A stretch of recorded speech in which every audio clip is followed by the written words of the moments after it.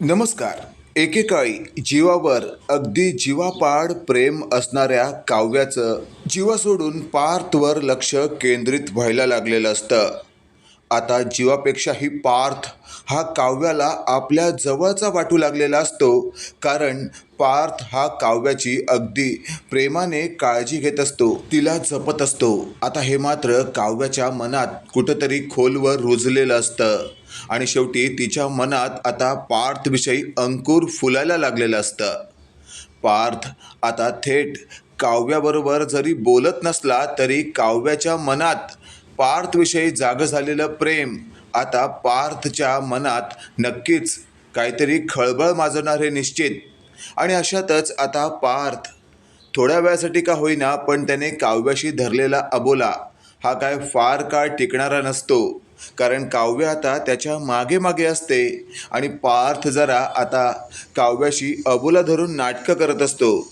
आणि अशातच आता शेवटी काव्याने पार्थला अडवलेलं असतं आणि स्पष्टपणे विचारलेलं असतं, पार्थ काय चाललंय तुमचं?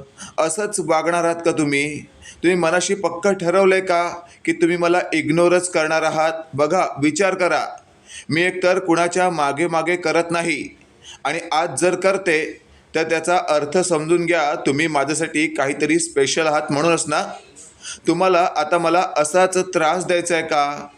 आता मात्र काव्याला होत असलेला त्रास हा पार्थला लक्षात आलेला असतो आणि पार्थ लगेचच बोलू लागतो, मी तुम्हाला त्रास देतोय असं तुम्हाला वाटतंय, पण तुम्हाला असं वाटत नाही का तुमच्याकडून मला त्रास होतोय? त्यावर काव्य म्हणत असते, हो ना, मला आता कळून चुकलं आहे की मी तुम्हाला खूप त्रास दिला आहे, पण त्याचा तुम्ही आता बदला घेणार आहात का? अहो, तुम्ही माझ्यापेक्षा मोठे आहात ना, मी लहान आहे ना. सगळीकडे लहानांचंच ऐकलं जातं. माझ्या घरीही मी ताईपेक्षा लहानच माझंच ऐकलं जात असायचं आणि माझ्यापेक्षा लहान माझी आरुषी, मी तिचं ऐकायचे. मग इथे तुमच्यापेक्षा मी लहान आहे म्हटल्यावर माझं ऐका ना.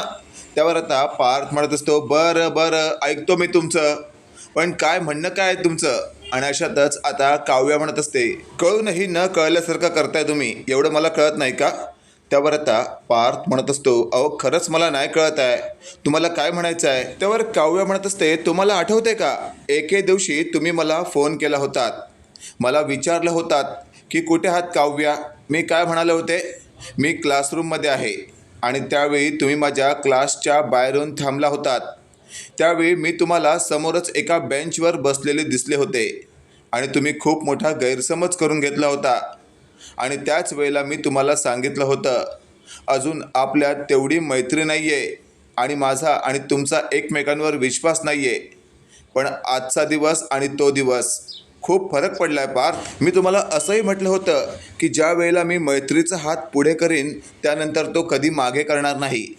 त्यावर लगेचच पार्थ म्हणू लागतो, म्हणजे तुम्हाला असं म्हणायचं आहे का तुम्ही आता मैत्रीचा हात पुढे करणार आहात? त्यावर आता काव्य म्हणत असते, नाही, मी मैत्रीचा हात पुढे नाही करू शकत. हे वाक्य ऐकल्यावर पार्थ म्हणत असतो, मग मग तुम्हाला म्हणायचं तरी काय आहे? पुन्हा मला तुम्हाला दुखवायचं आहे का? त्यावर आता काव्य म्हणत असते, पार्थ शांत व्हा. अहो, आपल्यात मैत्री असूच शकत नाही, आपण नवरा बायको आहोत ना. मग मी तुम्हाला आता माझ्या प्रेमाची कबुली देत आहे. त्यावर पार्थ म्हणत असतो, काही काय बोलताय तुम्ही? अहो, जे आपल्याला शक्य नाही ना ते बोलूच नाही. त्यावर लगेचच आता काव्य म्हणत असते, म्हणजे तुम्ही मला चॅलेंज करताय का? त्यावर आता पार्थ म्हणत असतो, अहो यात चॅलेंज करण्यासारखं काय आहे? हिंमत असावी लागते कबुली देण्यासाठी. हे वाक्य ऐकल्यावर काव्य म्हणत असते, म्हणजे तुम्हाला असं म्हणायचं आहे का या काव्या पार्थ देशमुखमध्ये हिंमत नाही आहे? त्यावर आता पार्थ म्हणत असतो, मला अगदीच तसं म्हणायचं नाही आहे, पण काय ना, काही लोकांमध्ये हिंमत असूनही ती हिंमत दाखवता येत नाही. तुमच्यात जर हिंमत असेल तर हिंमत आहे म्हणून दाखवा ती. त्यावर काव्य म्हणत असते, आता बघाच मी काय करते. आणि अशातच आता काव्याने थेट बेडरूममधून हॉलमध्ये येत जोरजोरात ओरडायला सुरुवात केलेली असते. अचानकपणे काव्या ओरडायला लागल्यामुळे पार्थ बावचळलेला असतो, त्याला नेमकं काय करावं सुचत नाही आणि तो बोलू लागतो, अहो काव्या काय करताय तुम्ही? अहो, अशाने घरातले सगळेच जमा होतील ना. त्यावर काव्या म्हणत असते, तेच तर मला हवंय, तुम्हाला माझ्यातली हिंमत बघायची आहे ना, बघा आता मी काय करते. आणि अशातच आता घरातले सगळे हॉलमध्ये जमा होतात आणि वरून ओरडणाऱ्या काव्याकडे पाहतात. त्यावेळेला आता थेट खालून रम्या बोलू लागते, काय गे काव्या, काय झालंय काय तुला? एवढ्या मोठमोठ्याने का ओरडतेस तू? त्यावर लगेचच आपण पाहतोय आता मानिनी रम्याला म्हणत असते, रम्या थांब जरा, एवढ्या मोठ्या आवाजात तूही विचारू नकोस तिला. आणि तेवढ्यात रम्याला शांत करत मानिनीने काव्याला विचारलेलं असतं, काय ग काव्या, काय झालंय? एवढ्या मोठ्याने का बोंबलतेस तू? त्यावर काव्या म्हणत असते, काकू आज जे मला बोलायचं आहे ना ते मला बोलू द्या. मला आता कोणाचीही भीती नाहीये, मला असं कोणी थांबवू नका. त्यावर नंदिनी बोलू लागते, अगं काव्या पण नेमकं काय बोलायचंय तुला? ते शांतपणेही बोलता येईल ना, सगळ्यांना असं धक्काधक्कीने बोलवायची गरज काय होती? त्यावर काव्या म्हणत असते, ताई आज हिम्मत जर एकवटवली आहे तर मला ते बोलू दे. आणि तेवढ्यात आता थेट पार्थ बाहेर येतो आणि काव्याला धरतो आणि बेडरूममध्ये नेतो. त्यावर काव्या म्हणत असते, काय झालं हो पार्थ, तुम्हाला माझी हिंमत बघायची आहे ना? त्यावर पार्थ म्हणत असतो, येड लागल्यागत करू नका. अहो सगळ्यांसमोर लाच काढताय माझी तुम्ही, नेमकं काय बोलाल काय सांगता येत नाही. त्यावर काव्या म्हणत असते, अहो तुम्ही होटांवर माझ्या बोट ठेवलं आहे. त्यावर लगेचच आता पार्थ म्हणत असतो, आय एम सो सॉरी, ते घाई गडबडीत तसं राहून गेलं. त्यावर काव्य म्हणत असते, हरकत नाही, मला काय प्रॉब्लेम नाहीये. हे वाक्य ऐकल्यावर आता पार्थ मात्र काव्याकडे खूपच प्रेमाने पाहत असतो. आणि अशातच आता नेमकं काव्यालाही पार्थकडे प्रेमाने पाहावंच लागतं. आणि शेवटी आता तिथे आलेल्या सगळ्या लोकांनी या जोडीला एकदम निखरून पाहिलेलं असतं. त्यावेळेला मानिनी बोलू लागते, काय चाललंय काय तुमच्या दोघांचं? आधी आम्हा सगळ्यांना बोलवता आणि तुम्ही दोघं एकमेकात हरवता, नक्की प्रकार काय आहे?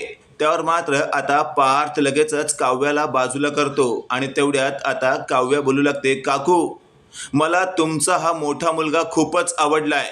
हे वाक्य ऐकल्यावर आता सगळेच अवाक होतात. नंदिनीही एकदम शॉक झालेली असते. आणि अशातच आता मानिनी तिला हसूच येतं. आणि अशातच आता ती पार्थकडे पाहू लागल्यावर पार्थ म्हणत असतो, आई यात माझा काही रोल नाहीये. त्यावर लगेचच आता मानिनी म्हणत असते, पार्थ अरे काय कळतंय का तुला? तुझी बायको तुला सगळ्यांसमोर प्रपोज करते. आणि अशातच आता पार्थ भानावर येतो आणि म्हणत असतो, काय काय म्हणालात तुम्ही काव्या? त्यावर लगेचच आता काव्या म्हणत असते, हो मला खरंच तुम्ही खूप आवडलात आणि नवरा म्हणून मी तुम्हाला आजपासून स्वीकारते. इतके दिवस माझं खूप कन्फ्युजन होतं, पण शेवटी मला कळून चुकलं आहे. माझा लाईफ पार्टनर म्हणजे माझा पार्थ देशमुखच आहे. हे वाक्य ऐकल्यावर पार्थचा आनंद गगनात मावत नसतो, पण पाठीमागे उभा असलेला जीवा मात्र पूर्णपणे कोलमडलेला असतो. कारण त्याच्या काव्याने आज सगळ्यांसमोर पार्थला निवडलेलं असतं, जणू जीवाला फाट्यावर मारलेलं असतं. आणि अशातच आता नंदिनीलाही खूप आनंद होतो की काव्या चला एका ना अर्थी रुळावर आली. मित्रांनो, तुम्हाला काय वाटतंय? खरंच येत्या काळामध्ये हा जीवा या काव्याला कोणत्याही प्रकारचा त्रास देणार नाही? कमेंट करून नक्की कळवा. आणि असेच नवनवीन अपडेट पाहण्यासाठी व्हिडिओला लाईक आणि चॅनलला नक्की सबस्क्राईब करा. धन्यवाद.